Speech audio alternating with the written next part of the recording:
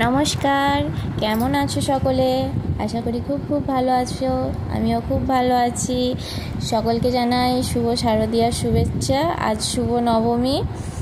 হ্যাঁ, তো সবার পুজো কেমন কাটছে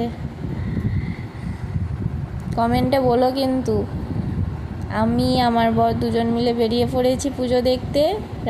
এখন রাস্তায় যাচ্ছি।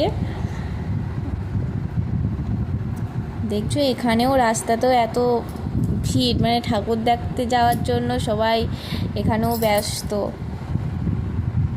ভেবেছিলাম এখানে হয়তো এতটা এবারে হবে না, এবারে যদি না সেরকমভাবে হতো তাহলে আমাদেরও পুজো দেখা হয়তো হতো না। চলে এসেছি আমরা পুজো মণ্ডপে।